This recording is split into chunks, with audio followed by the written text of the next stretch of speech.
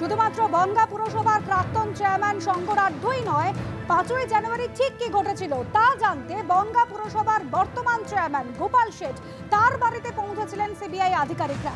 একবারে গোপাল শেঠের বাড়ির সিসি ক্যামেরার ফুটেজও চেয়েছেন কেন্দ্রীয় এজেন্সি তদন্তকারী অফিসাররা। 25 দিনের বেশি ফুটেজ স্টোর থাকে না, এমনই জানিয়েছেন গোপাল শেঠ।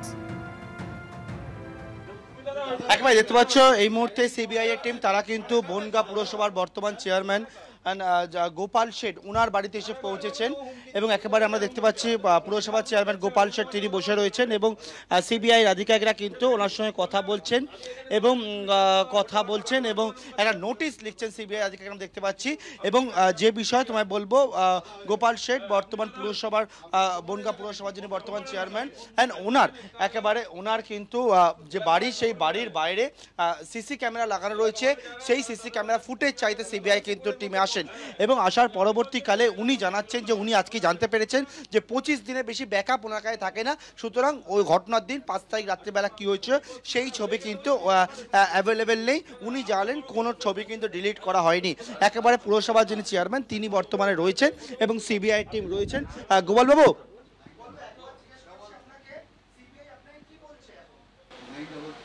আমরা এরকম করে বলা যায় সিবিআই থেকে সিসিটিভি ক্যামেরায় আছে কি নেই এটা জানতে ফুটেজ বলুন। হ্যাঁ ফুটেজ যদি থাকে দেবো না কেন, কিন্তু আমাদের 25 দিনের বেশি ব্যাখ্যা আমরা জানি না। ওই দিনকে ঘটনার সময় আমরা উপস্থিত ছিলাম, জানবো কি করে কি হয়েছে।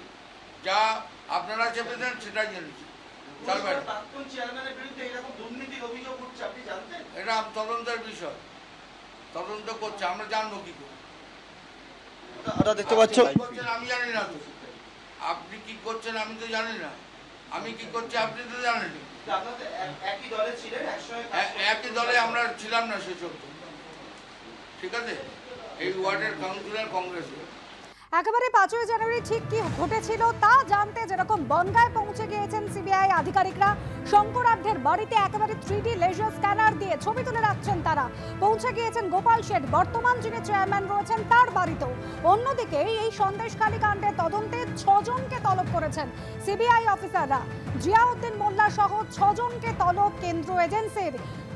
সন্দেশখালীতে ইডির ওপর হামলার ঘটনায় দায়ের করা মামলায় তলব করা হয়েছে 3 জনকে তলব করা হয়েছে। সন্দেশখালী কাণ্ডের তদন্তে 3 জনকে তলব করা হয়েছে। ইতিমধ্যেই জিয়াউদ্দিন মোল্লা তিনি কিন্তু পৌঁছে গিয়েছেন, নিজাম প্যালেসে পৌঁছেছেন শেখ শাহজাহানের ডান হাত জিয়াউদ্দিন মোল্লা।